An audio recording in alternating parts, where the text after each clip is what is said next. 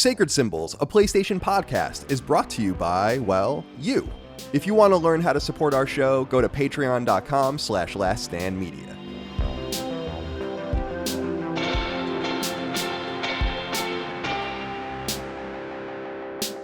Greetings and salutations. Welcome back to Sacred Symbols Plus, a PlayStation podcast supplement. This is episode number, I have no idea, because we're going to put this up in a few days, a few episodes even. So I have no idea what episode number this is. As usual, my name is Colin Moriarty. I'm joined today by executive producer and co-host of Sacred Symbols, Dustin Furman. Dustin, how are you today, my friend? I'm doing very good. I had a very delicious chicken nugget meal for lunch. It was just like frozen chicken nuggets you heat up at home. Yeah, no sides though. Just an absurd amount of just chicken nuggets. And as I've mentioned on previous episodes of Sacred Symbols, I'm a big fan of the Chick-fil-A sauce. The at home. That's what I was going to ask. Bottle. Okay. Yeah. Oh, okay. I was always wondering. Sorry, I have something in my eye. I feel like I was always wondering why they didn't do that earlier, like sell that stuff. But then you realize, well, then people won't go to the restaurant. But I think a lot of people have just succumbed, because I do the same thing with Buffalo Wild Wings, where I go and get their garlic sauce. It's so good, but it's so expensive. But then when I have it, I dip it in everything. So very well. I haven't eaten. The interesting thing about the Chick-fil-A sauce, they give all the money to like tuition for their employees. So nice. That's a nice thing of Chick-fil-A to do. They're supposed to be a very good company to work for. Privately held, not a huge surprise. Same thing with In-N-Out, privately held. I think In-N-Out managers make $100,000 a year. Holy shit! So, yeah, they're busy stores though, so they deserve it. They are wonderful food. Okay, well, this isn't about food. This is a Sacred Symbols Plus episode, another review discussion and spoiler cast. We're really banging these out. That's right. As it were, lately we put out Elden Ring, Horizon Forbidden West is out, Gran Turismo 7 is out, and now we're moving on to Ghostwire Tokyo from Tango Gameworks and Bethesda, publisher. PS5 timed exclusive on the console. It's also available on PC. I played the game for about 40 hours. I got the Platinum Trophy last night, actually, from when we're recording. So I've seen the game completely. And I have a lot to say about this game. I feel like, and we'll start with a spoiler-free kind of thing first, as we like to try to do. I feel like this game, and we'll talk about it more in depth, but I feel like this game is a victim of coverage. And it's one of those things where it's like, oh, this is just another, this is just another, so it's not, so I'm just going to ignore it and I'm going to give it a middling review and whatever. But in fact, it's actually, if you like, it's a really wonderful version of that, right? It's like a really unique, special open world game. It's pretty contained. I don't think it's unruly in any way.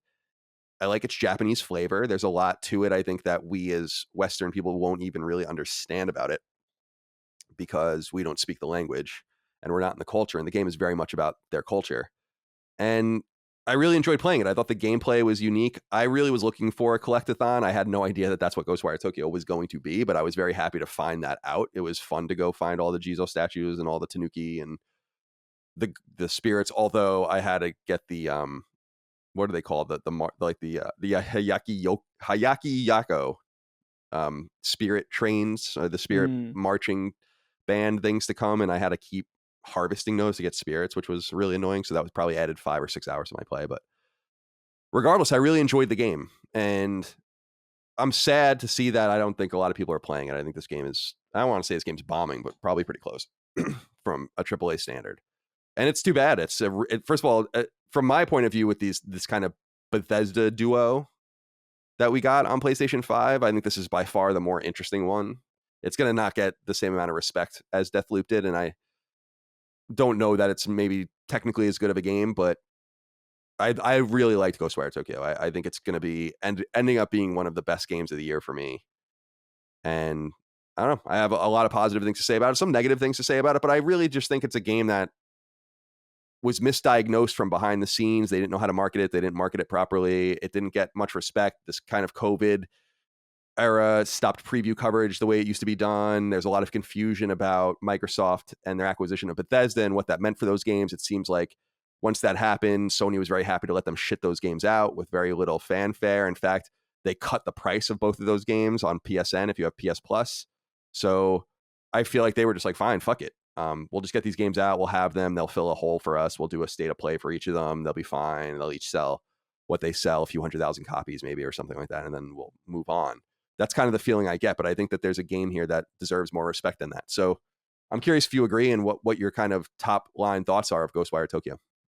Well, on a broader level, first, what I wanted to touch on, something you said about the scoring of the game, and obviously we have a ton of conversations about scoring in games and how we're critical of it. And this game in particular was interesting to me in that I'm looking at right now. I have the Open Critic score, which is a 77, which is a respectable score. I mean, that's almost a lot of reviewers gave it an 8 out of 10.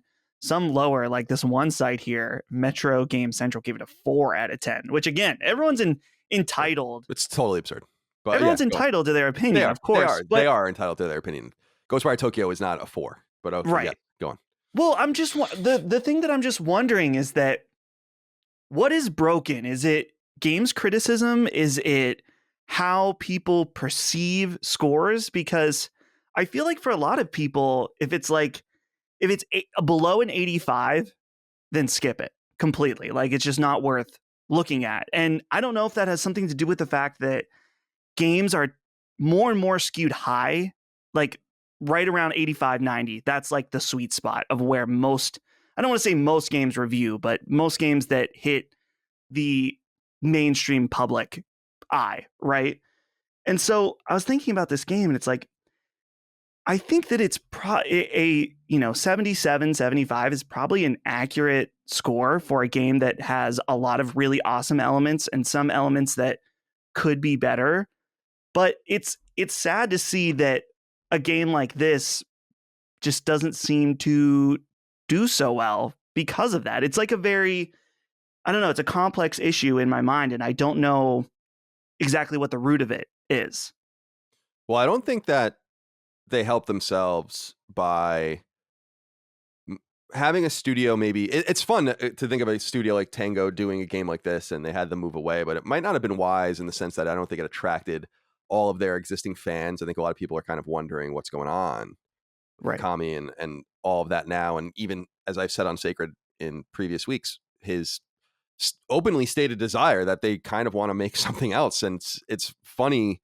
Like they don't want to be tied to horror and they don't want to be tied to AAA. And I was very confused by all of this because I feel like you have to embrace what you do. Yet their willingness to kind of be flexible allowed them to explore a game that I think is, I only played a little bit of The Evil Within. I didn't play The Evil Within 2, but a game that I think is a lot more up my own alley. But I know that for some, it was a step in the wrong direction if you were an existing fan of that franchise. And over on Patreon, we solicited inquiries from the audience as we always do. And the Drunken Merchant said to this point, "Hey guys, finished up Ghostwire Tokyo in just about 28 hours. I'd say I found around 80% of all the spirits and secrets, and I got to say the game is just okay. Tango Gameworks had me so hooked with Evil Within 1 and 2, the latter being a game I play yearly because I find it so phenomenal. However, I am not feeling the new direction at all. I may be hypercritical due to my love of the first two games, but I hope they go back to their third-person design that improved drastically with Evil Within 1 to 2. I know this direction was coming after a first-person mode was added to Evil Within 2 in a free update, and then Evil Within 1 received an official FPS mode in the enhanced PC Game Pass release, but I just wasn't ready. It's kind of like Edgar Wright's latest horror movie. I'm left saying to myself, I'm happy you got to try something new, but all in all, I actually just wanted more of the same of what you're great at."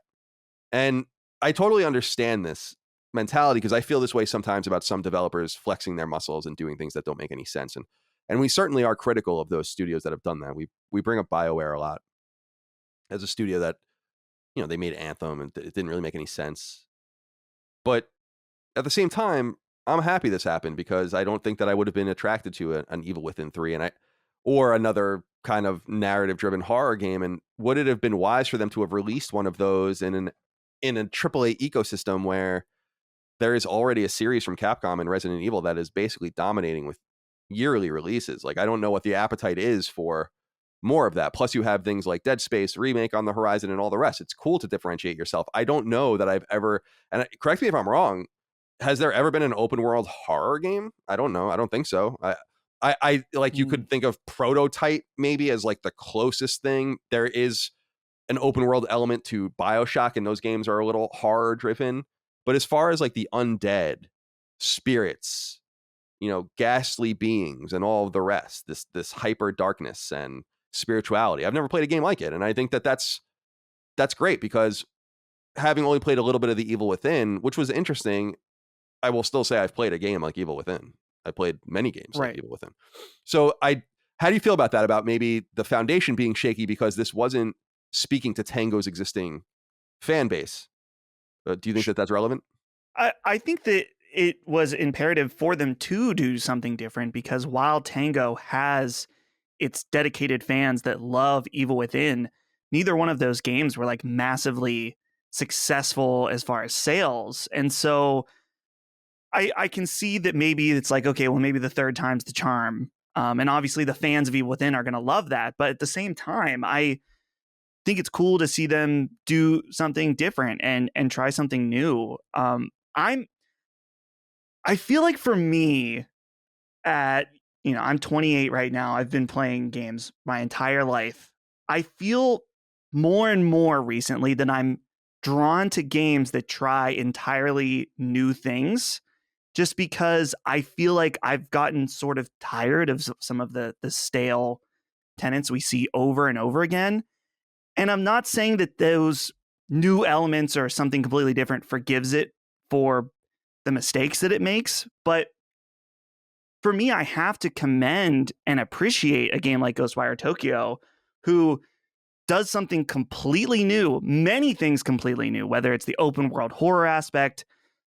They're not the first people to do a first person spell shooter type game, right? But to be done kind of like this is very unique. And so I think on that level, appreciate this game highly. But as far as was it a mistake? I don't know. I guess it depends on, you know, what they ultimately decide to do with it. Because in some ways, I feel like a Ghostwire Tokyo 2, like they have the groundwork down. They have so many interesting ideas that I feel like if they just had more time to kind of hone them in, this could have been like an 85 type game, like a really game that would a really good game that would have appealed to even more people. Whereas I don't know, with Evil Within, I guess the same thing could be said, that maybe they could really hone it in, but it's hard to say. I guess what I'm trying to say ultimately is that overall I appreciate doing something new and different and having some success with it than just doing the same old over and over. Yeah, I agree. And it's easy for us to say. I mean, it's easy for us to direct the resources of these publishers, but it's cool to know that there was some help from id in making this game, as far as people that have worked on Doom worked on this game from uh, a mechanical standpoint. You can tell. I wish that the game was a little bit quicker than it is, Yeah. but let's just get into the game now. That's enough spoiler free stuff. I want to kind of get into this more deeply. Let's start at the top. I actually, you had brought up the story, and people had wanted to bring this up. Mitchell Lunsberg wrote in and said, "Hello, Vagrant Souls. This game thrives in its style and uniqueness, but I want to talk about the story itself. Did any of you find the story interesting? Did the characters suck you in or out of the plot? I thought the story was great, but the anime style acting was a bit much. Hanya was a great villain and reminded me of Heaven's Gate. Now, if only Jared Leto can do us all a favor and shed his human container. Evil Within fans, stand up." I agree, Mitchell. They need to come and support this game if they want to see more from the studio. But what did you think of the story? I really like the story. I will say this, that it's way deeper than I had realized. The game, I don't think the game pays off in its story until the 5th chapter. At that point, you start to realize a lot about what you've been doing, and I find it really cool. Like, why are there fans floating around that you destroy everywhere? Right? It's because there's a fan in his apartment. Right? It's like, we're literally that simple. Like, you start seeing the models in his apartment of the things you've been destroying. Why are you praying at all of these altars? Well, there's an identical altar in his house, right? Why is there a motorbike that you're destroying sometimes as it's in its ethereal form to get ammunition and stuff? Well, there's one outside of his apartment. It started to really connect in this major way for me, and became a little bit more emotional. And the ending, of course, is quite sad when you realize that the protagonist's sister, Akito's sister, Mari, it died basically, or was grievously injured because she was trying to save these rings from their deceased parents and all the rest. It's pretty sad. And then on the other side, you have this spirit character in KK who kind of uses Aikido to come back to life.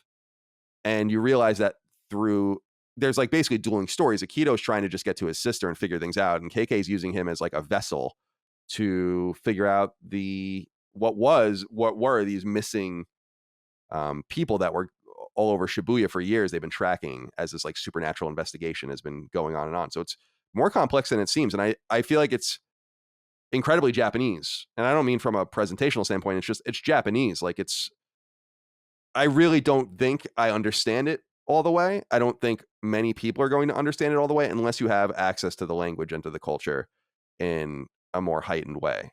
Because I think a lot of it has to do with Buddhism and maybe Shinto. I think a lot of it definitely has to do with the stymieing of the culture. The enemies specifically are fascinating in this regard.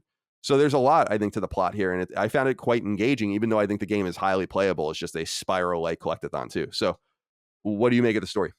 I feel like I'm interested in its greater themes, like you're mentioning, Colin, than necessarily how it was fully executed. Not that it was poorly done, but I think you're right about it being a uniquely Japanese story that maybe if you were more, I mean, part of that culture or something, that it may even ring even more true. If you think about Japanese, they have altars and in their own homes where they pray to their ancestors, and the thought of the dead living on in your life is a very important thing to that culture. And so the story of this game almost takes that to a maximum perspective, where our main antagonist is brought people and made them spirits out of the grief of a death in his own life. And that's also kind of the story of Akito, is that about his sister who is currently dying. And then, man, the ending, I feel like the most impactful moment for me in this game was at the end when the parents show back up and they're Right. like in the very cool, like the Japanese like garb and stuff like that. It's really interesting and emotional moment. And I wonder, I'd love to hear from the perspective of someone who's Japanese about this game, because it almost makes me wonder if it is a critique on their own culture, and maybe there is an obsession.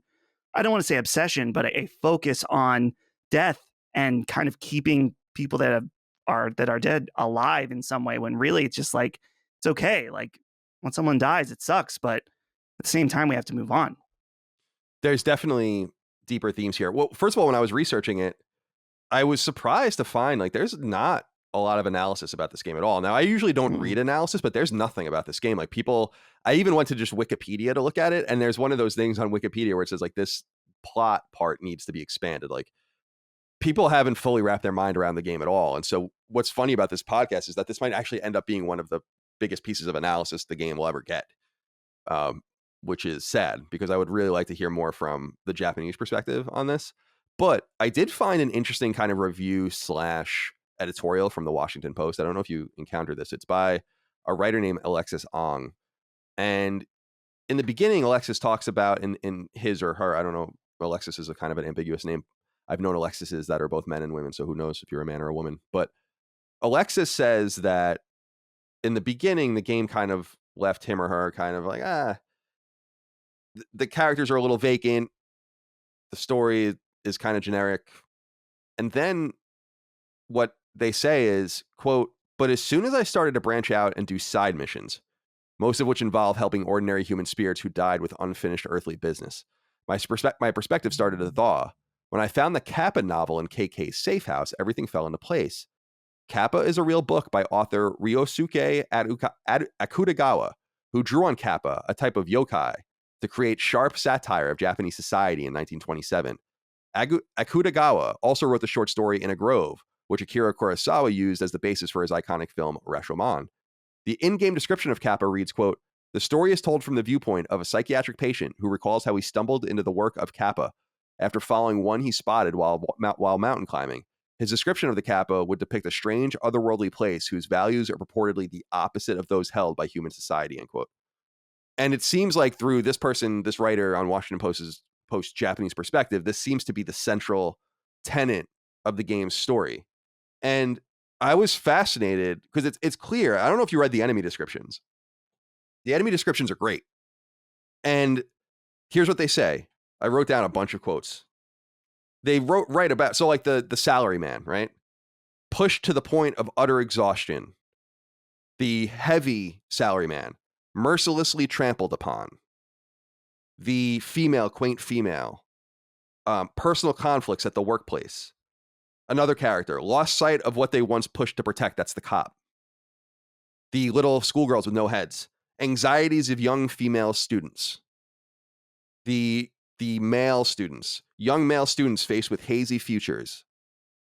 And then there's others. Resignation felt by those whose desires go unfulfilled. The isolation of those cut off from the family.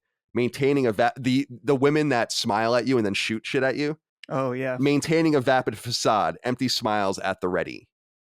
The despair of life spent on a predetermined course. The sorrow of abused children. The inexhaustible rage of young children. Feelings of profound envy and resentment. Each character represents one of those things. Each enemy you fight. And these are tensions that I think, in my interpretation, I've been to Shibuya twice. And that is, I actually stayed right on the scramble.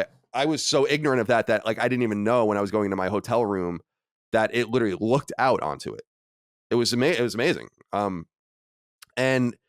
But it's very Japanese. Everyone knows what that is, and it's kind of like a touristy place, but also it reminds me a lot if people are from New York, like Penn Station.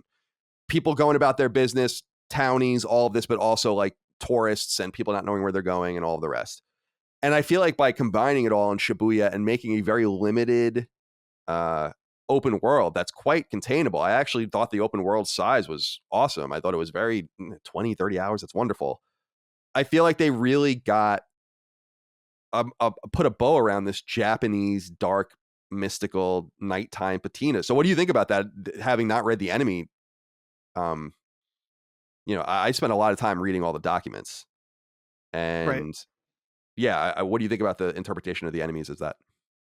Yeah, well, I think it definitely it kind of comes to adding to the points we were talking about earlier about this being a critique on Japanese culture. I mean, infamously, people know about like the salaryman and the feeling of like the people that are isolated in Japan. Like, there's a side mission. One of the side missions that really stuck out to me was the one with the hoarder house, and like you go in and there's like trash everywhere, and guy never leaves his house and stuff like that. And so it's interesting just because Shibuya is like, I don't know, is it probably, I guess, probably the most iconic place in Japan for this game to happen in as well. And so I'm glad you brought up about those the descriptions, because I feel like it kind of brings it all together for me in that of this game being, parody is not the right word, but like obviously focusing in on like a lot of issues with Japanese culture as a whole. Yeah, I dig it. And I dig how it seems to be layered, like it's going after blue collar people and white collar people, men and women, boys and girls, and presenting as it says. And this is why I think this thing from the Washington Post is so interesting. Again, quote, the story is told from the viewpoint of a psychiatric patient who recalls how he stumbled into the work of Kappa after following one he spotted while mountain climbing. His description of the Kappa world depicts a strange, otherworldly place whose values are purportedly the opposite of those held by the human society. So the guys that are pushed to the point of utter exhaustion, they're doing it for honor. But this is the Right. other side of it, right? The person who's mercilessly trampled upon and picked on is victimized by it, but stays quiet in a stoic society, and that's considered positive. The personal conflicts at the workplace, stowing those away and not dealing with them and being quiet is considered honorable. And so this is just the other side of the coin. That's why I think that it's really clever that the world takes place all at night in this dark mystical scene. There's no day-night cycle. There's some rain and some weather effects, but what I like about it is that it's just the opposite. It's just opposite world, and I dig that a lot. And I was wondering what you think of the rapture sort of symbolism that was brought to bear here. I remember, we're Catholic. Well, I'm Catholic. My family is Catholic. I'm not practicing, but one of the things we're fascinated by in some sects is the rapture. And I remember my mom telling me about it when I was a kid and how scary it sounded to me that people just disappear. And they really go through the ringer in this particular game to be very symbolic about it. The clothes left behind, the car still on at the intersection, the store door still open, the commerce still in process. I like that symbolism, and I like that. Now, it's a cop out, of course, very similar to Death Stranding. By making a game like this, you don't have to populate it with anything. There's no AI working overtime, things to manage, all of this. You just have the enemies to manage and some locations of collectibles and all that. So it's definitely a shortcut, but I like it. Similar to how I always support Avalanche's 2015 Mad Max game, the emptiness is the point. And I really felt like, from an environmental point of view, I enjoyed the game. What did you think about the rapture element and kind of just being alone?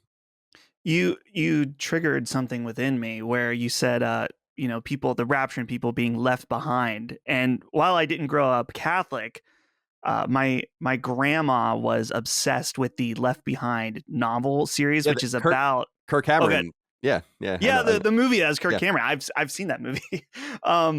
And then they eventually redid it with Nick Cage, I think, in the past like 5 to 10 years or something like that. But anyway, I grew up around those novels, and in those books in particular, it's one interpretation of what the Christian rapture would be, in that all of the people that are saved just disappear, and then everyone else, of course, is left behind. The name of the novel, of course. But what I like about Ghostwire Tokyo's rapture being, people being gone, is how, first of all, I love how it's set in the world and how there's clothes everywhere. There's just clothes on the ground of where people disappeared. And it's funny because you don't really think about that. Like, I think of other rapture or end of the world type stuff, particularly the HBO show The Leftovers. There's also a thing where people disappear. That's not a spoiler. That's literally the whole point of the show. And I believe that their clothes go with them in that. Like, there's not just clothes that fell everywhere. Maybe I'm wrong, but I think it's the same case with Left Behind. So that was like a nice little detail. It's like your clothes are not part of you. They're something that are on top of you. So to see them spewed out all over is cool. But the thing that I think is probably most interesting is how they incorporated the emptiness of the world to have certain game mechanics. Particularly, I'm thinking about how one of the main sources of where you can get food in order to heal yourself is like the delivery cars and there's like bags all over the place of people that went to a store and then got raptured away, or they got turned into a spirit. And so now this stuff that they bought is just laying there, or it's in the back of someone's delivery car. And I thought that's actually a pretty fun little detail. I don't know if it's like game changing, but it was thoughtful, I think. No, there are a ton of thoughtful details like that. I just think I stopped not only at Shibuya Crossing at the Scramble, but just around the city. If you just stop and look, there's a lot of intentional design. There's a lot of environmental storytelling. Again, not that you like you were saying, not that it's revolutionary. It's worth noting that the rapture, whatever it is in this, is in Catholic and Christian thought, the rapture is a positive thing for those that it happens to. When you disappear, you're being taken to heaven. Here, the souls need to be liberated, so it's not quite the same. It's just the same effect. Like, if this happened and the rapture happened, you wouldn't be any more the wiser what actually happened, because except for the fact that everyone was taken, and so you would assume, some people would have been left behind. Nonetheless, per the book again and per the movie, what I remember from the visual of what I remember is the pilots disappearing in one of the planes in the book, and like the plane crash. There's like a plane crash, yeah, which is very cool. That's like a great idea. I've always wanted to read those because I think that those sound really fun. Well, not fun. I don't know if that's fun for people that are left behind. All right. Well, we talked a little bit about the world. I'm curious how you feel about this contained vertical open world and getting around it. I found it a little slow at first, but I think once you unlock the ability to put the Tengu anywhere you want, and once you unlock, and you can just fly around, it can extend your air time to 5 seconds. There's a trophy actually to stay in the air for 10 seconds. That's harder than it seems, but I was able to get that obviously because I got the platinum. I found the traversal quite fun, and I found getting around the city to be enjoyable. What did you think of just the beat to beat movement as you went through. By the way, shout out to PS5's SSD and the quick travel system. I think the quick travel system in this game is awesome. It's exactly the way it needs to be done. You can quick travel not only to the Torii gates that you unlock, but also to certain other locations like shop stalls and other places. So, and it moves like that. It's really nice. I actually had to reset the game probably almost 100 times to get one of the trophies because you have to shake the okomaji or whatever that thing is to pull the straw out of it. Did you do that? Oh, yeah. Right. And one of them, you get a 1% chance of getting all of your health taken away. So it probably took about 100 tries for me to get it. And but I was able to do 3 a minute because the SSD is just right. So shout out to that. Anyway, what did you think about kind of just getting around? I was surprised about the traversal in this game just because it seems so grounded at first, like you said, but then you get the glide ability. And the other thing that worked shockingly well is I think the word would be the clamber ability. I know that from Halo, when they added clamber to Halo, that was the term they used, which is basically like if you fly towards the edge, you'll grip the edge and then climb up. And there were many times where I thought, I'm not going to make this glide from one building to another, but then it caught it. And I was like, oh, that's nice. That actually felt good instead of annoying. Right. And so it has like the right amount of verticality to it in that oftentimes I would see a spirit on top of a building, but like not every time, but sometimes this building would be a little bit isolated. And I was like, there's no ladder for me to get up there to it.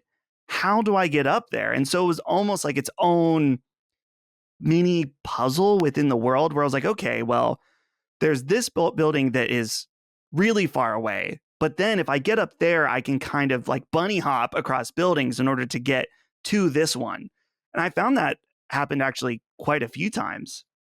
And like I said from earlier, it actually became an enjoyable aspect of the game because it was very forgiving in its edge detection or whatever, as far as your ability to climb up. And so that was one of the things I upgraded probably as quickly as possible, was that glide ability, just because even if I wasn't trying to get to another building, I just found it really fun if you were high up to just glide away.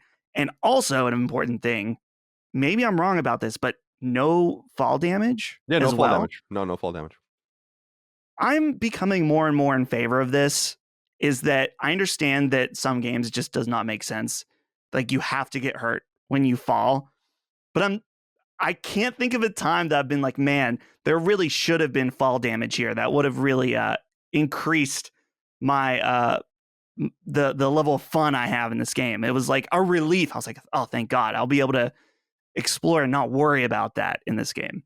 Yeah, by loosening the rules, I think it works towards the game's benefit because you don't have to worry about the kind of gravitational rules of being, for lack of a better term. Like, it doesn't seem to not make sense in this game to just fall. Right.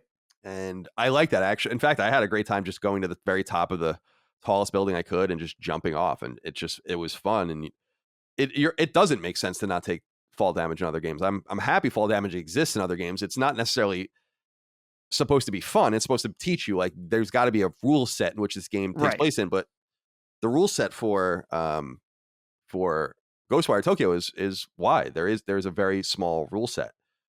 And I'm wondering what you thought about the combat. The combat I found to be incredibly enticing. I hate games. Well, I don't want to say I hate. I hate when games throw all of the stuff at you and you just don't use it. And you've kind of figured it out in the first hour and a half. I always make fun of Arkham Asylum for doing this, where it's like, but you can do this, and then you can do this. And I'm like, that's fine, but I'm just going to punch and kick everything. And I kind of like how this game embraced that. It's like, it gives you everything in the first couple of hours, and then it's like, okay, that's it. And I really, really like that. So the wind, the water, the fire. I use some of the scrolls that you get. You can like automatically. You could make like shrubbery. I don't know if you did that and like jump on people and hide. Yeah. Right. You can expose their cores automatically and do other things. The game, and we'll talk about this later, is I think trivial in terms of its difficulty level, and I think that is a problem. But the combat itself was very, very enjoyable in my opinion. What did you make of the combat and kind of the limited trio of attacks you had to manage?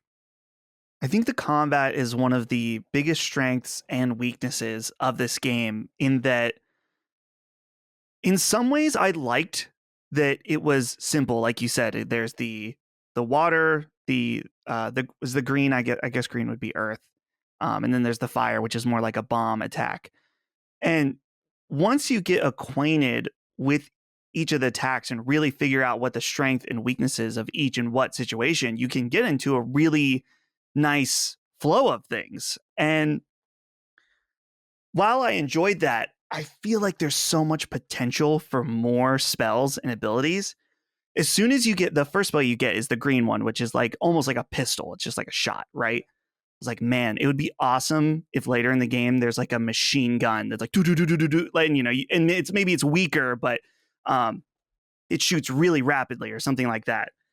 I was just thinking of like, man, what are some of the other possibilities? Because while I don't know, like I said, it's a pro and a con to me that the moveset is limited, so you can really maximize in on them.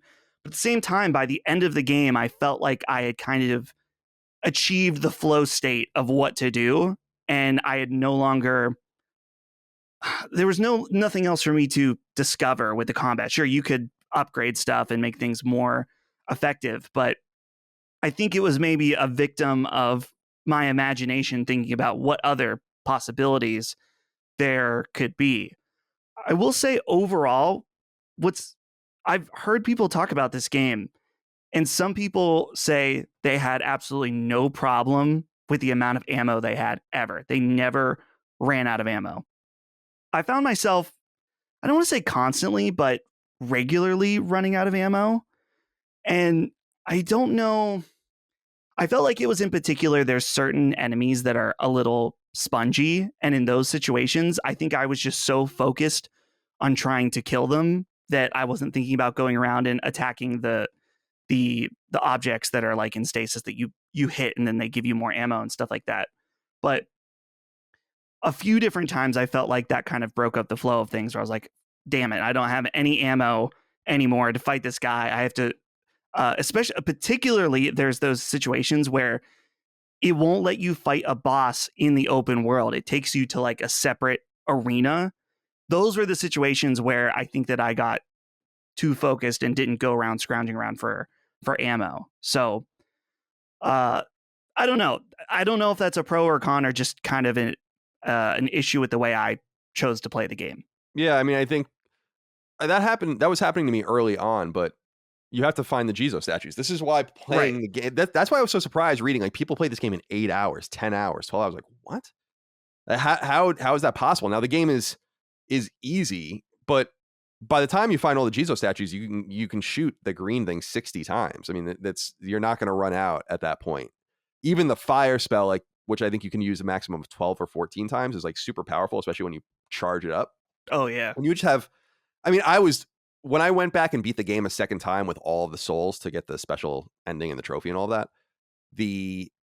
I was beating the shit out of the last bosses. I mean, it was not hard. It was probably one of the easiest last boss gauntlets the last hour of this game that I've played in a very long time. No threats there at all. And actually, Limus wrote in and said, got the platinum. Overall, I enjoyed my time with the game. Exploring Shibuya and finding all the different yokai was quite interesting. The combat system was also fun, getting used to the different elements and learning when to use which, even though retrospectively I used wind way too much. Sadly, the game has just a bit too little enemy variety. It got quite boring towards the end, fighting the same enemies over and over.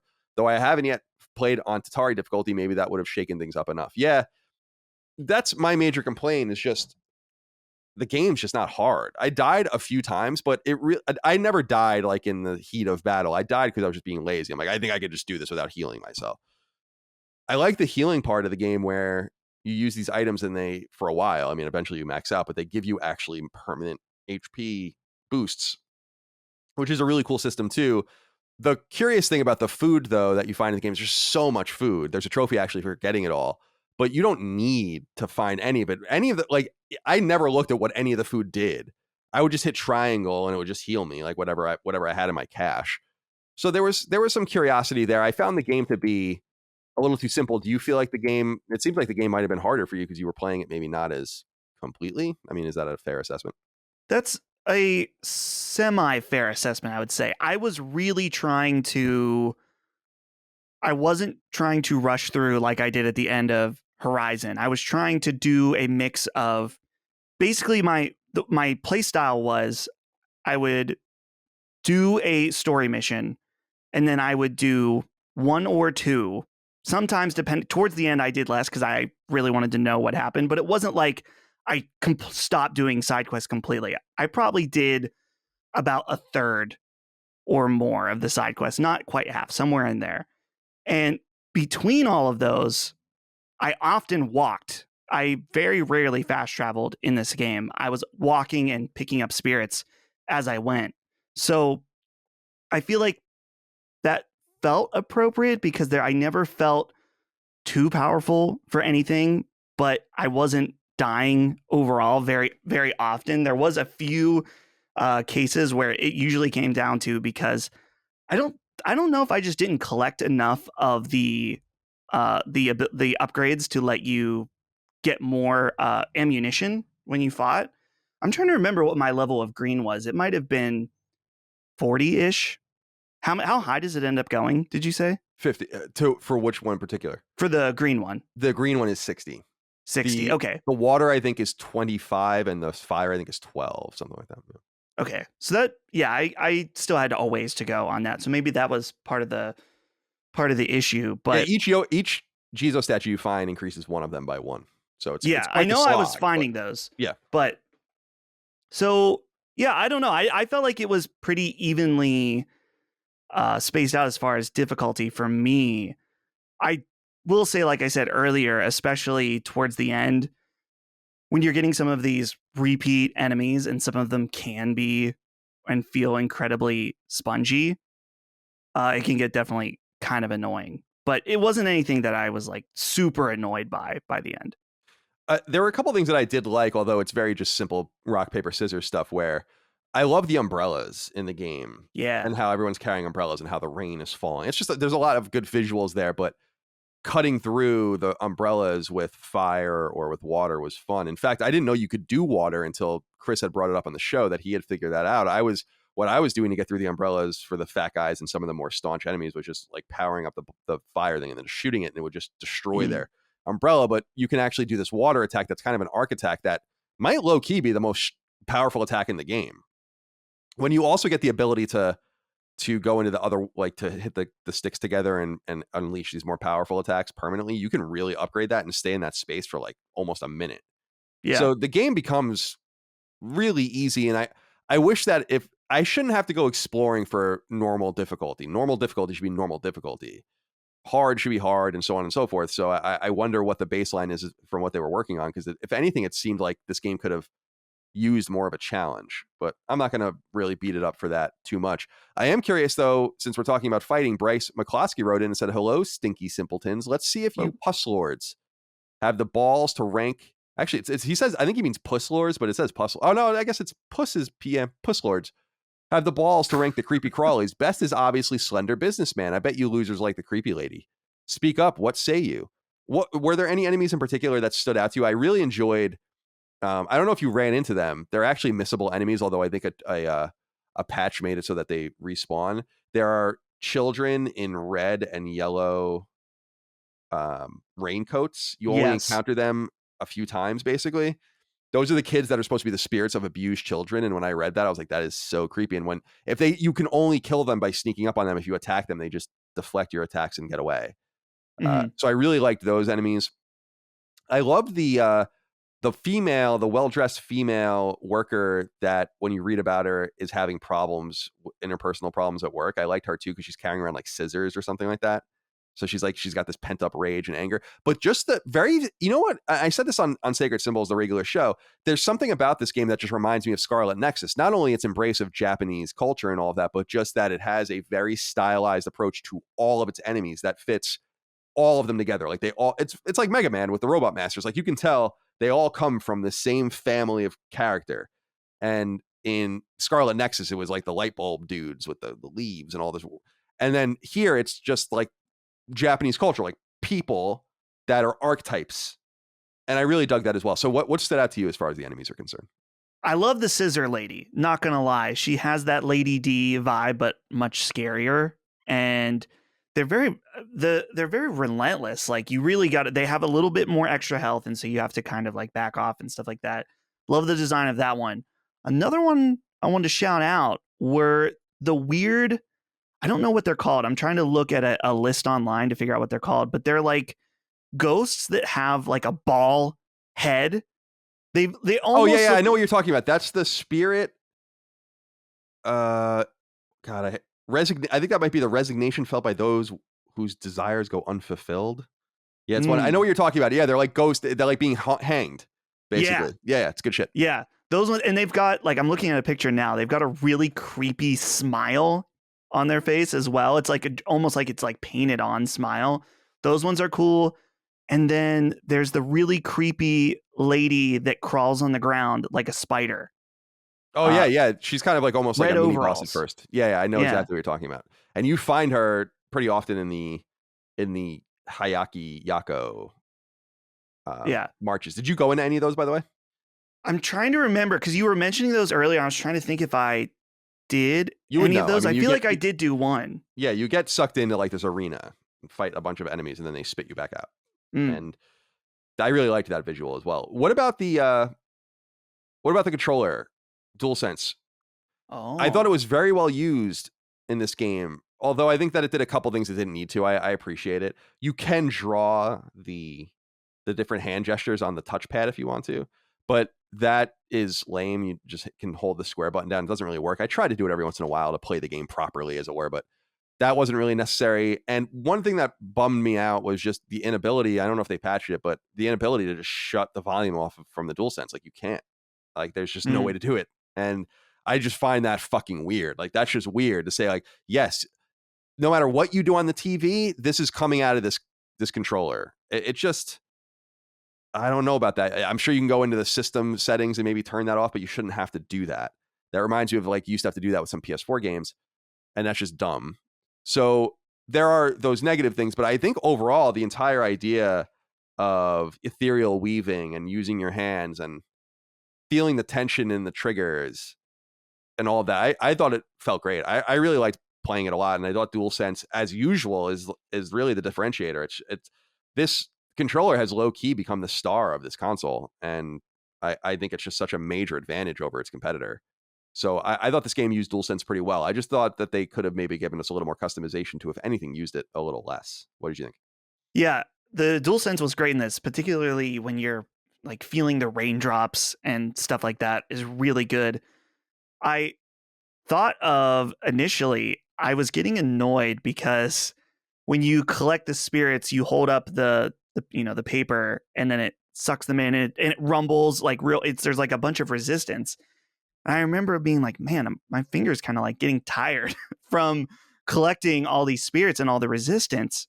And I thought back to when we were talking about Spider-Man Miles Morales on this console. And my own advice at the time was you don't necessarily need to push the trigger down all the way, all the time with DualSense with its resistance. You can kind of just push it down slightly and then feel the vibration. And once I remembered that, that no longer became annoying anymore because it just kind of felt like in effect. You don't need to jam it down all the way. But overall, too, with combat, man, the DualSense was really satisfying. Like each click of doing a different spell, stuff like that, feeling the explosion of the fire attack, all really, really well done. It's it makes me wonder too, just because we're still, I don't know. It seems like these really well implemented DualSense games are further in between than I would like still. This game being a second party release makes sense that they did a significant amount of stuff with it, but I feel like it hasn't been since really Returnal, maybe, that it was like, man, this DualSense support is like really good. It just like, we rave about it and I see people talk about it. It's like clearly like devs like take the extra time and make your DualSense support really good, unless it, maybe it's a thing where they don't want to have too different of parity with Xbox version for multiplats, but man, it's awesome when it's done right. Yeah, I was thinking about the Xbox port of this. Inevitably, it's coming to Game Pass and next year, and they're going to have to remove the whole touchpad element to it, which I think was made just uniquely for this game. That's just not going to be able to be replicated there. I did dig the pulling out of the souls or the cores of the enemies as well. Oh, yeah. I really did. You like the? I don't know if you tried to do this, but you can increase the odds of getting more and more out of them if you just light them all up and then pull them out simultaneously. But there's a penalty for doing that, because if you get hit while you're pulling the cores out, then they reset basically, and you can't get a core out of them anymore. You can also sneak up behind enemies and core them. There's a trophy for doing that 200 times. I actually had to grind that out a little bit. That was pretty fun too. Did you enjoy that element of basically extinguishing enemies? You can do it the normal way, but if you can expose their cores, there's like an extra oomph out of the, I think you maybe get a little more XP. You add a little bit more to your super meter. You get some more ammunition, which is vital in the game. What did you think of that whole element? I really dug that. I love that. Like, yeah, do it one at a time if you want. You don't really get much for doing that though. I tried to I think I got like 7 or 8 at one time, like pulled, and you like just see the animation pulling all of them. It's super cool. Yeah. Well, that's one of my favorite parts about using the power up ability when you press in both sticks, is that when that's active, it's really easy to expose the cores. And so I would use that ability when there was tons of enemies around, and basically then they just take 1 or 2 green hits, and then you can line up, like you said, a bunch of people. It's just super satisfying. But it is, like you said, a bit of a risk reward, where if you get hit during that animation, then it totally screws everything up. And that's what I think I said on Sacred Symbols. I think the core extraction aspect of this game is so cool. And maybe that's where you can see a little bit of the id influence, because it reminds me of the glory kill from Doom Eternal, where Definitely. it's if you weaken an enemy just enough, you can go in and do this cool animation where you maybe get a little bit of a bonus out of it. But it was a neat mechanic. I also like how they incorporated other ways for you to do it. So I think I don't know if it's an upgrade or if it's just in it naturally, where of course you can do the long range where you use the Ghostwire to pull it out. But there's also, if you expose it, you can do it quicker and with a way where it's basically iframes instead of it can knock you out of it, where you just go in and grab it when it's exposed, which is cool too. I think there's a third as well where you can take it when they're on the ground or something like that. I'm trying to remember, but I like that it was versatile overall. There wasn't just the one way to do it. Yeah, but you can use the stick, and there's a melee attack you can do to slightly weaken them and then steal their soul or whatever, their core. Yeah. Matthew Mendillo wrote in, or Mendillo said, "Hello, Ghostbusters. No question, just a comment. What is with the weird way that Akito dials on the phone?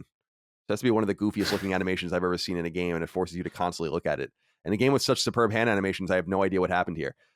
I wanted to bring this up now because we're talking about all these cool animations. That was a weird animation. My thought about when you go to the payphones is that they're trying to dial in such a way that you don't know what the number is. So it's not 555, blah, blah, and it just is automatically fake. I think they're just being yeah. It was a little weird. What did you think about all the different animations? They did a lot of work on these pretty beautiful hand animations, of which there seems to be an almost infinite amount of them.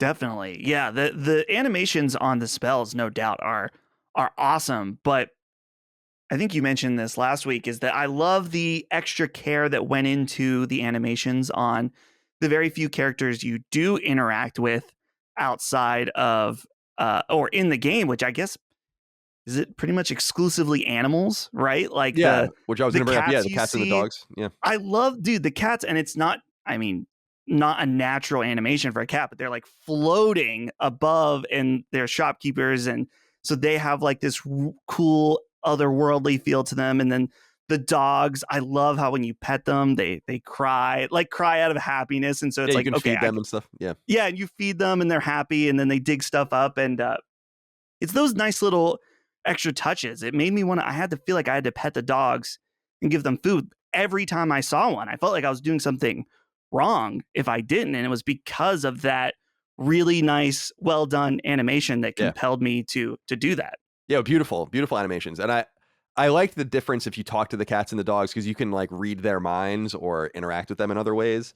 Yeah. And I like how the cats basically are what they're curious about what happened to the humans. Both the cats and the dogs have no idea what happened to everyone. And the cats are pretty much like, what happened to the humans out of curiosity? And then some of them are like, ah, fuck them, because they can like figure it out. And the dogs are much more helpless. And when you meet them, they're like, where are the humans? Like, can you feed me? And then it's a little more sad. Mhm. And stark comparison to what's going on in China right now.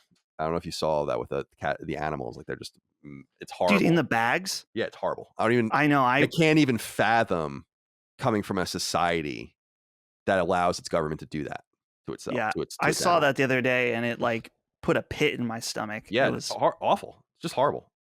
So a lot more care taken here in this Japanese game for dogs and cats, and certainly very appealing. You know what I was thinking about? And I think about this a lot with dogs in games is that Twitter account, can you pet the dog or whatever the hell it is? And it's like, right. and it just says like yes or no. I feel like games kind of try to play into those different things now, and I can't help but wonder if this was one of those situations. But it makes sense because people, it's like, oh, cute, and then you buy, can't hurt you. You can see the game, get familiar with it, but it plays into the whole ethos of the lack of humanity as people with an affinity even are taken away, and there is a reverence to both spiritual and real to cats and dogs in Japan. So I like how they brought that in as well. Yeah, that Twitter account has 500,000 followers. Right. So it's no joke to get tweeted on that thing. Yeah, if you program a simple dog pet animation or just any kind of animal pet, then that's free marketing, basically. So I support it because I like petting animals in video games and in real life. So sure, I encourage it. I wanted to ask you what you thought about the voice acting and which you played with whether you played with the Japanese, which is the standard, or if you went to the English. I tried to play with the Japanese, but as I noted on Sacred, and I wanted to kind of put a finer point on it here, is there is too much interstitial conversation in this game for a language that you cannot understand, because it forces you to constantly be reading the screen. So I found myself like being out of a cutscene, and then it's like Akito and KK are talking to each other, and I just stopped moving because I'm like, I have no idea what the fuck you're saying. I can't walk to where I'm going and reading what you're saying at the same time. So it forced me to go to English with subs. The English voice acting is pretty bad. I would say Akito is pretty bad, but they both aren't great. I would be curious to know how people felt about the natural Japanese voice acting. I just couldn't do it because it just required too much reading, which I don't typically mind, but that's fine in a cutscene. That's not fine when I'm just like staying still and I'm having to, you're talking for fucking 5 minutes and I have to just stand here waiting because I don't want to just move and miss what you're saying. So I found that to be a notable problem here that I don't find in many other games that are foreign. What did you make of the voice acting? How did you play it, etc.? I played in Japanese with the subtitles, and overall, I know exactly the problem that you're talking about because that happened to me with Ghost of Tsushima, that I felt like I was reading too much. And also with Tales of Arise was a big one where they specifically would talk during battles and stuff like that, and as you're out and about in the world. And so I got annoyed with that, and so switched it over to English.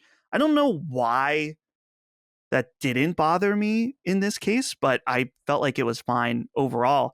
As far as the Japanese voice acting, it felt very anime, like a little over exuberant at times. And that's always been the big question for me, is that when I watch anime, I always watch subbed, never the dub. And I know it's just a preference thing. I'm not going to judge people one way or the other, but I've always wondered with the dubs, they sound so silly to me because they're very over the top, exaggerated.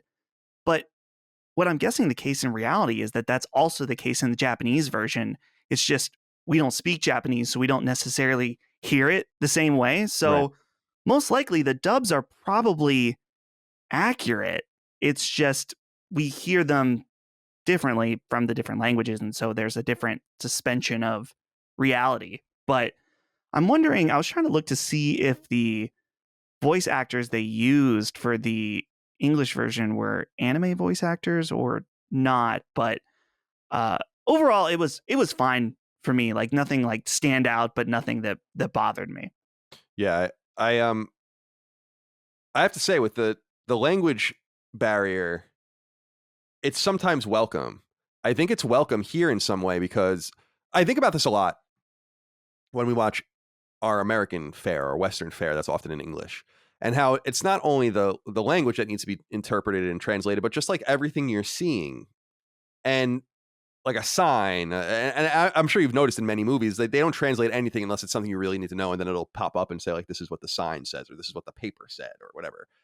And it just gives you an inherently different interpretation and experience playing something from outside and then playing something from inside. And I felt playing Ghostwire Tokyo like an outsider with some insider knowledge. And I, having been so enamored with Japanese culture most of my life, spending a little bit of time there over the years, and interacting with it and interacting with lots of Japanese people, you have a base familiarity with some of what's going on there, more than the average Joe, but you're not there.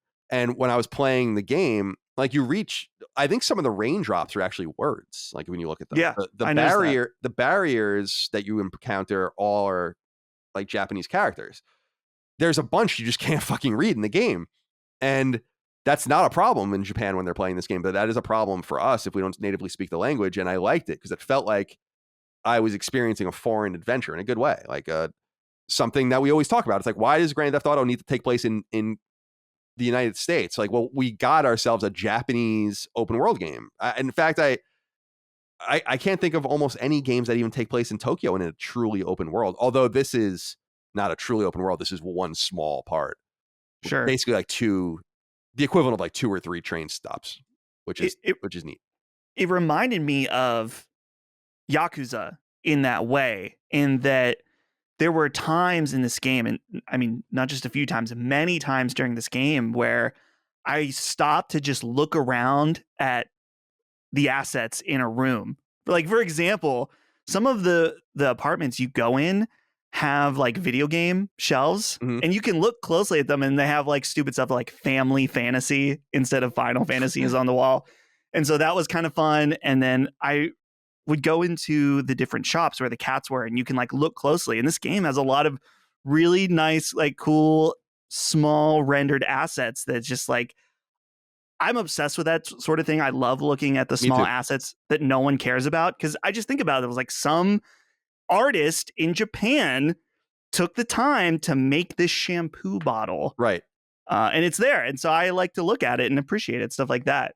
And so getting back to the original point, though, about it being a uniquely very Japanese game, I love that stuff. And it's why I've always wanted to really get into Yakuza, but there's some kind of barrier. I don't know. It's never fully clicked with me, but that's one of the aspects that I did love about it the most, is that they're just purely Japanese games, and they're unapologetic about it. They don't feel like they need to localize themselves or anything like that. It's just like, you either get it or it makes no sense to you. Like, you have to like do a little research. It's like, oh, in this Japanese culture, this is how things work, or they have these types of stores or whatever. And so I love that kind of stuff. And I feel like it was cool to see it in this type of game. And like you said, like the horror at nighttime, dark element, because it felt foreign on multiple levels because of it. Yeah, absolutely. There's something very enticing about this game. The more we talk about it, the more I'm like, man, like, it's too bad. I just know that this game isn't doing well. You can just tell it's not doing well. It's really a shame. I wanted to ask you about this. Michael Granger wrote in, we haven't really talked too much about the collectathon in the game, which is a core part of the game. Michael writes in and says, hey, Sony, headquarters most wanted, just want to know how many of you waited till doing a lot of spirit absorption across the map till after beating the story. The set of beads you unlock post-game, which lets you transmit spirits without the phone booth, was a big quality of life change and certainly sped up that part of the game for me. Wonder if you agree or not that it was a good choice that this was held back till after the game, or it should have been introduced earlier. Thanks for the awesome podcast as ever. Thank you, Michael, for writing in. So the major component, and I think would probably be maybe the most controversial element of this game, is the collection of souls, spirits. There are 240,300 of them. Now, they come in groups of as few as like 95 and as many as like 750. So you're not finding one at a time. You're finding on average 100 at a time. Sometimes you're finding 200 or 300 at a time. Less often you're finding like 500 or 700 at a time. And then you get bonuses for beating missions and doing side quests. You have to do everything in the game to get all of them. And it's a slog if you're not into it. I like that kind of shit. Like Micah and she's been watching me play, and she's like, man, this is like such a Colin game, like just right up your alley, just like ticking boxes and going from thing to thing. I'm like, yes, this is awesome. This is exactly what I want. I have one earbud in, listening to a podcast. It's great. It's great. I'm just killing it. And it got annoying just because I avoided the Hiyaki Yako, the again, there are these marching bands that basically appear, like these ghostly marching bands. They're fucking dope looking. When they appear, they just appear on the street and they just march down. And if you get too close, then they just suck you in. And you have to do this like 7 or 8 times to get all of their spirits as well. A tip for people that are curious: if you zoom all the way out of the menu or all the way out of the map as far as you can, in the corner it'll appear all of your souls that you have and where they're all missing. So it'll tell you like, these souls are from Shibuya Underground that you're missing. These souls are from the Hayaki Hako. These souls are from, like, et cetera and so on. So it's not as frustrating as it seems. But this is why I said that the game reminds me a lot of Crackdown, because the thing that people always talk about with Crackdown, or talked about, no one talks about Crackdown anymore, but what they always used to talk about was just the insane collectathon, where it's like not even a joke how many things you have to collect in that game. And it's the same thing here. It's not only the Tanuki, it's not only the relics, of which there are 123 of those you need to find. There are just souls that you need to collect, and you do it using a Kadishiro, which is like this paper doll. Now, he asks about you. So you collect these things 10 at a time, and then you have to go and deposit them to a phone. And later on, you can collect up to 50 of them at a time. And then what he's saying is that there are beads you can wear where you don't even have to transmit them. But I must admit that collecting them and transmitting them was one of the satiating things for my OCD. Like, I loved collecting them and then going to the phone and you talk to the guy and it's like, thank you for your contribution. And then it says what you get. You get some money, you get some experience points, etc. So I actually liked it. I dug it. The only thing that frustrated me was just I was avoiding the Hayaki Hako out of fear, and really I should have been embracing it. And so if anyone's listening to this for some reason and hasn't played it yet, just go to those things every time you see them. Then you don't have to fucking run around like 5 hours like I did trying to make them spawn. It was obnoxious.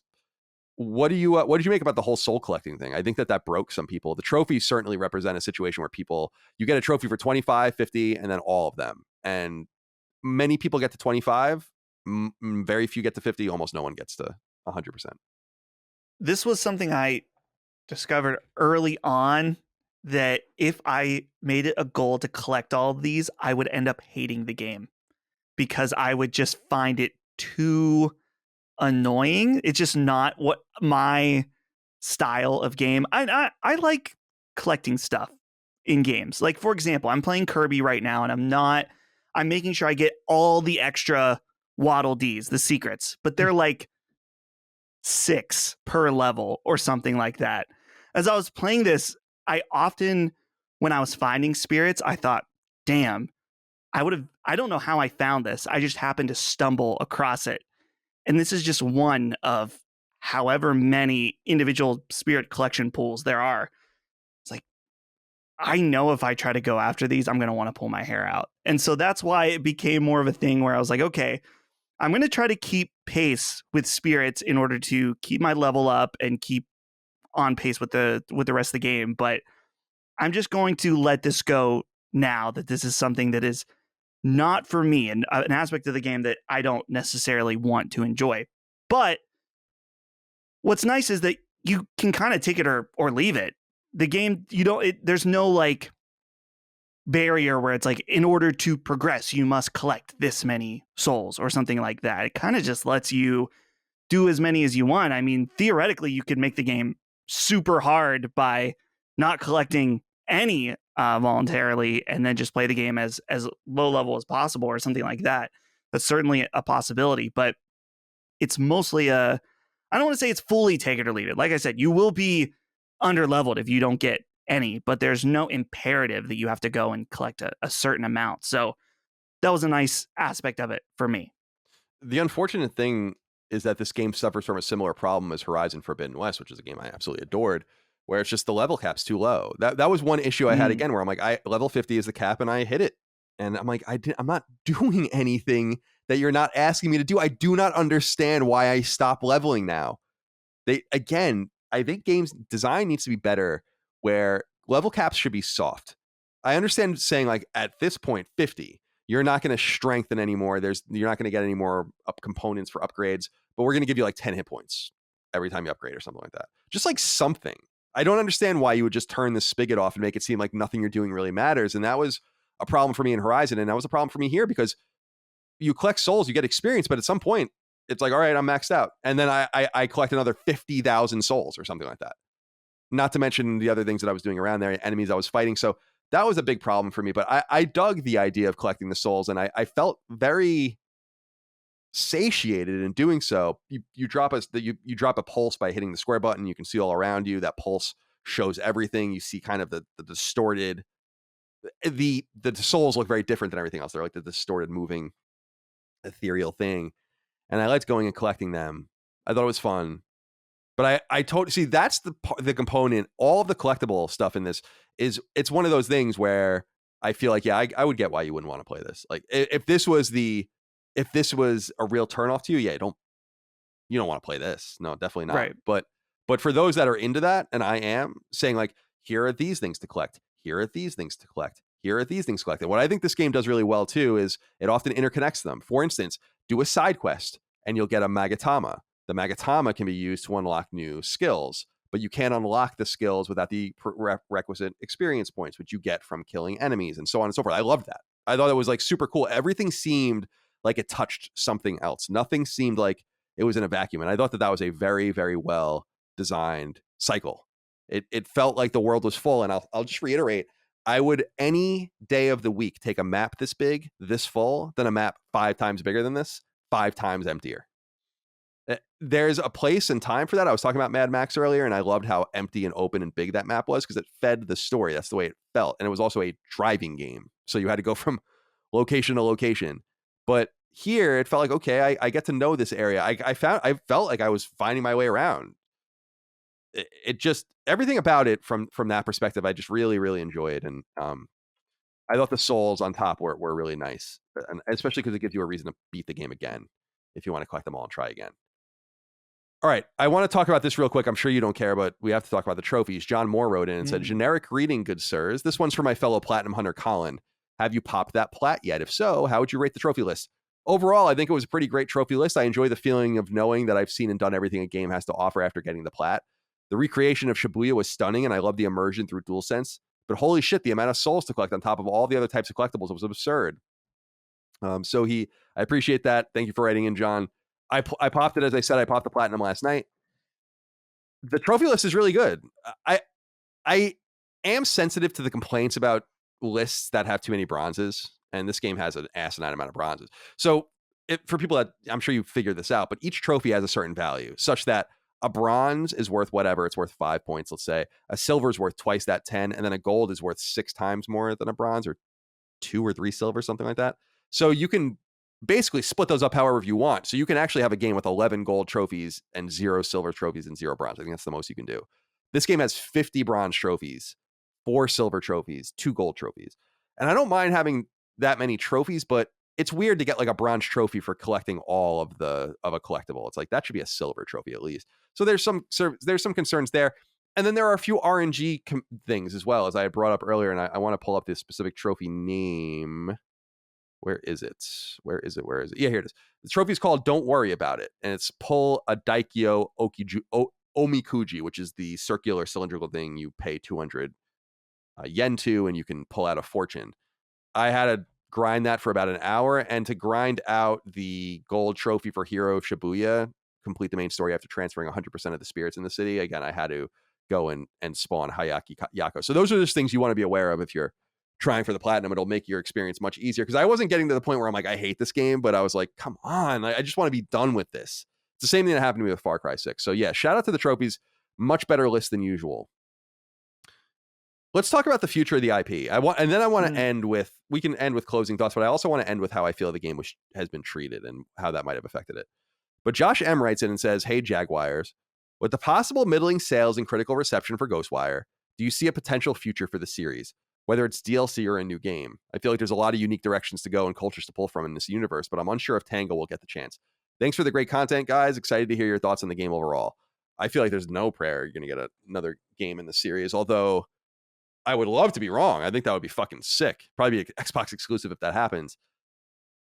It's weird to let them work on this for so long and have no plan to let them continue. Like, they've learned so much. They've changed their style. It's very similar to what we said about Guerrilla for all those years, going from a shooter studio to an open world studio. You don't just pivot again. Like, you've learned all of this craft. You've learned all these tools. You've learned all this knowledge. You don't want to just waste it.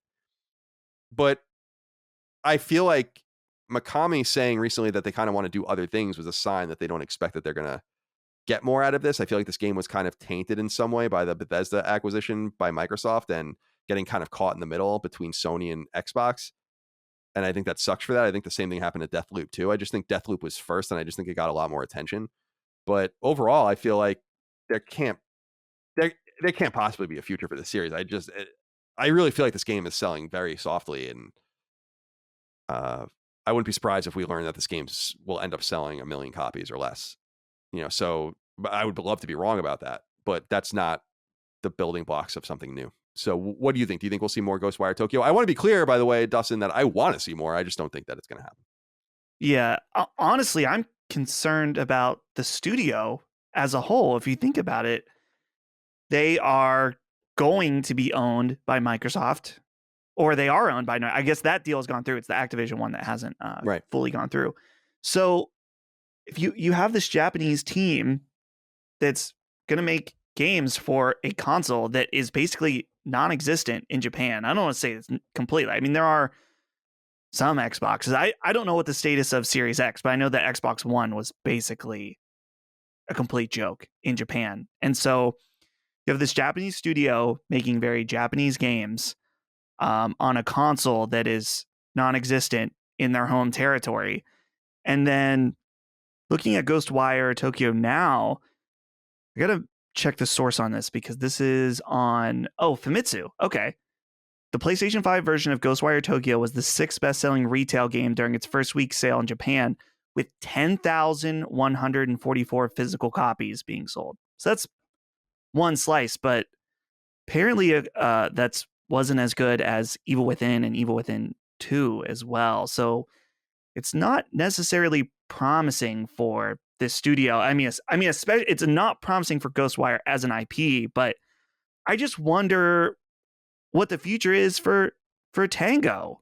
How I just don't see them doing well as necessarily an Xbox only studio. But I guess I don't know. I guess there's a thought of a Japanese studio doesn't need to necessarily make games that for a Japanese market, but that would feel weird to me. Imagine making a game that your own people and own culture, it's not really targeted towards them or going to be consumed by them because it's on a platform that they don't even use. It just seems weird. So it would be a big loss to me if Microsoft pulled the plug on them. But I don't think they will. I don't think they will. I feel they're like their only Japanese team, right? So true. It would. I feel like you'd want to have, and it's Mikami. You'd be fucking stupid to let him go, and I'm sure people would salivate over the opportunity to save Tango. So maybe it'll be. Microsoft has been involved in trades before, and maybe they will, or in sales rather. Maybe they'll sell the team, but I think they realize there's something more there. I just wonder. I mean, I'm looking at Sony's own data. It's not promising. Like on the PlayStation blog, they have the March 2022 top downloads. Now, Ghostwire Tokyo came out on the 25th of March. That's 6 days. That's plenty of time to sell lots of copies. And most games would be at the top. Big games would be at the top of the list after 6 days, right? On that's only on PS5. Ghostwire Tokyo is the 9th most downloaded game on PS5 for the month of March. And in Europe, it is 16th. So in the US, it is 9th, and Europe, it is 16th. That's horrible. I wouldn't be surprised if that game just gets knocked to the teens and then the next month gets knocked off completely. Meanwhile, Elden Ring, number 1, Gran Turismo, number 2, WWE 2K22, number 3, Grand Theft Auto 5, number 4, Tiny Tina's Wonderlands, number 5, NBA 2K22, number 6, Stranger of Paradise, Final Fantasy Origin, number 7, Horizon Forbidden West, number 8, Ghostwire Tokyo, number 9. It's not a good sign. I mean, everyone's talking about how no one's talking about Tiny Tina's Wonderland. Can you only imagine what's going on with Ghostwire? So it's sad because I don't think it deserves this reception. And this is where we get into Shane Geis, who has the final inquiry, and he says, "What's up, gang? I brought this game mainly based on your show's recommendation, and I must say I really love it, and I'm obsessed with getting the platinum." I'm sorry, I'm stumbling. What bothers me is the way this game was treated by the media basically as an afterthought, a mid-70s review. Just don't understand. I feel every game will be judged by critics compared to Elden Ring. I bought both games and played 2 hours of Elden Ring and hated it while I loved Ghostwire. I feel gamers like myself and many others who would rather play a Ghostwire or Far Cry are going to be dealing with mid-70s reviews for the next decade. Another thing not mentioned enough when everything is unlocked, this is a pretty big open world, and I have encountered almost no bugs at all. This game is extremely polished. Guess I need to get used to the next 5 years of Metacritic being dominated and scored against a game I just did not like in Elden Ring. I don't know that I put it quite like this, but I kind of agree. I heard a lot about this with Far Cry 6. Far Cry 6 is fucking awesome. Now, I understand that that's relative to your enjoyment of open world games, Ubisoft games, Far Cry games. But the way Far Cry 6 was talked about and treated and the reality of the game were quite different. I will tell you that. I think anyone that had played Far Cry 6 completely will say, like, this is an impressive open world Far Cry game. Might not be the best one. I think people think 3 is the best one. I kind of think 5 might be the best one. But it was really, really good. And what we're suffering from is exhaustion. And I understand that. But that's not necessarily on the player, because Far Cry 6 is still one of the best-selling games of the last 12 months, right? But its reception indicates that it's like we're tired and we're over it. And this is kind of why I think being a critic only is a problem, and why I think that IGN and other places when I worked there kind of had it right, where it's like you review games, but you also preview games, and you go to events and you write news and you do research, and people get caught in their little silos, of course, but it kind of keeps you fresh because you're not comparing it against everything. It's not like, this is the 17th open world game I had a review this year and Far Cry 6 sucks, right? And it's like, well, most people that are going to play Far Cry 6 didn't play 17 open world games this year. And the people that could have played Ghostwire, it's almost like holding a gun to its head and being like, well, it's just another open world game. What do you want from it? And it's like, yes, but there are those of us who like that. So for us, what do you say about Far Cry 6? For us, what do you say about Ghostwire Tokyo? For us, what do you say about Outriders or all these games that I feel like have just been kind of shrugged off? Oh, Outriders, It's like, but Outriders is awesome. I feel like some people set a cadence and then others pretend like it doesn't exist. We're seeing that seed planted with Hogwarts Legacy. Although I think Hogwarts Legacy is going to do just fine, right?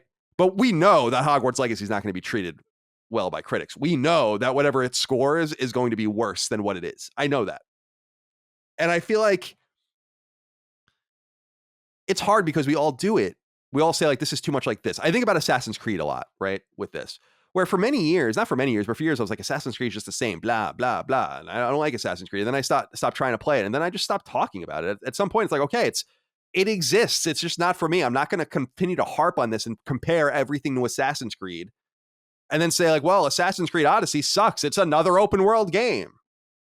It's like, that's not valid feedback. And so with Ghostwire, I'm happy to say, like, I platinumed it. I played it for 40 hours. I saw everything this game had to offer, and I highly recommend it. I know that I doubt that Dustin might even agree, but I think this is an impressive game. At $53.99 or whatever it is on PlayStation Network, it's a steal, in my opinion. And if you want to see more like this, then put your money where your mouth is. If you don't want to see more of the same old shit, in quotes, then buy a Japanese open world game about dogs and cats and spirits. Dustin, what do you think?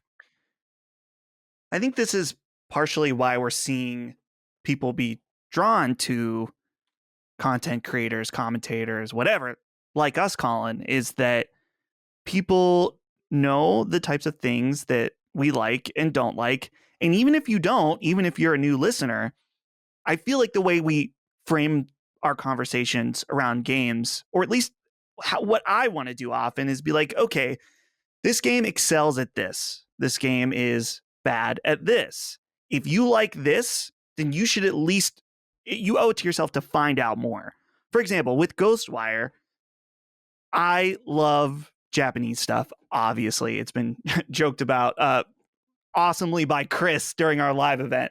So I was intrigued by this game for that alone. And I also think that the combat is unique and very cool. And so I can't remember exactly what I said on Sacred, but those were the things that I really wanted to emphasize. It's like, this story is really cool, or the world, right? The art direction, stuff like that. It maybe has some problems where its combat is maybe a bit repetitive or something like that. It's not, it feels like it could have been done in that department. But overall, if you like these aspects, then you should check it out.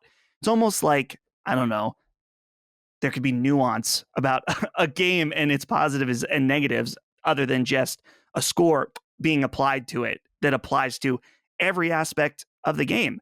for me, some of the art direction of this game, like we talked about the different spirits and ghosts and stuff like that, or if I was to put numbers on them, would be very high. Some of the absolute best of the year, like 9.5. Certain monsters, 10 out of 10, something like that.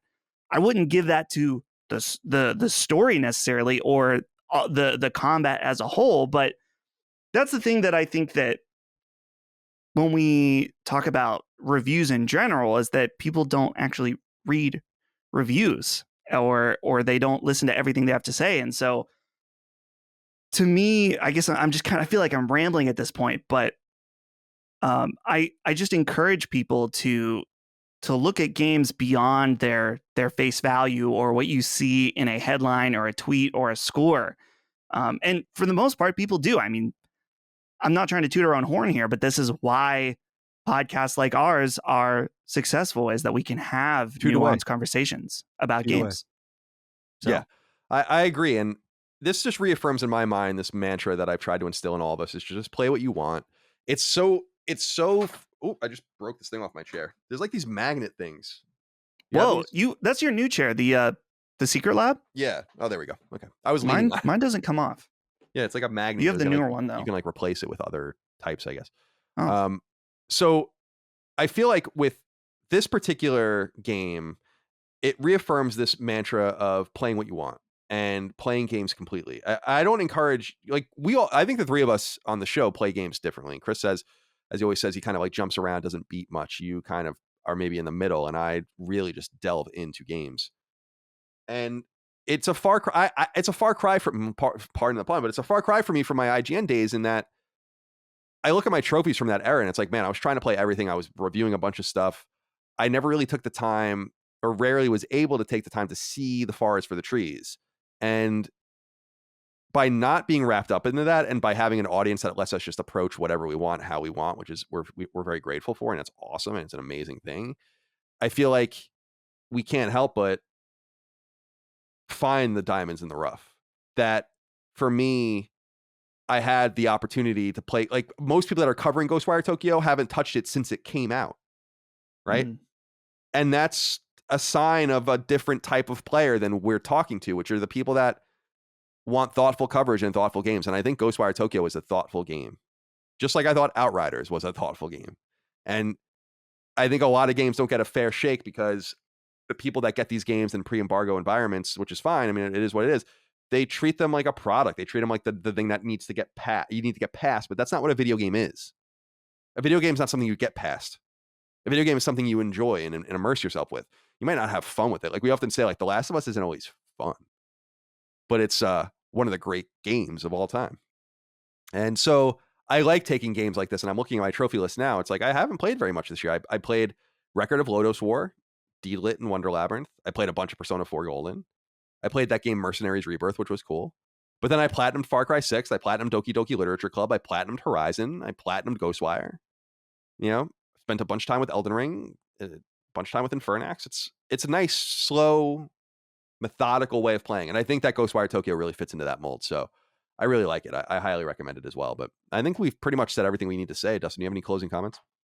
Closing comments to the government of Japan, who I know is listening. Open your borders up, because this game just reignited the fire of me wanting to go to Japan so incredibly badly. I think I told you, Colin, pre-pandemic, one of the times I was at your house, I was like, yeah, Holly and I are going to start saving to go to Japan in 2020. That was something I said to you in 2019. And obviously that couldn't happen. But games like this just really, really make me want to be able to go. But I think they're starting the process of opening up a little bit, but hopefully in the next year or so. You blew it all on whores. All the money, it's gone. Dang it. Yeah, I want to get to Japan as well at some point. Again, I say it over and over again, and I don't even mean it in a facetious way. It's just true. I'm like, I've seen enough. You know, I've been to like 40 states or something like that in the United States, 39 states. I've been to Europe 3 times and to Asia a couple times. So it's like I'm good. You know, but because it's a lot to leave the United States, just a lot, and we're very lazy people. But going to Japan again, I think will be fun, especially because I wouldn't have to work that time. But nonetheless, Ghostwire Tokyo is a fun little celebration of Japanese culture. A strange game, highly recommended. Check it out. shout outs to Tango and Bethesda for this. Those of you on Xbox will enjoy it on Game Pass, no doubt, next year when it comes. And maybe it'll get a read. It's got, that's the thing about this game and about Deathloop, although Deathloop is less in need of it, is it has another shot. And that might be what it needs, but we'll see.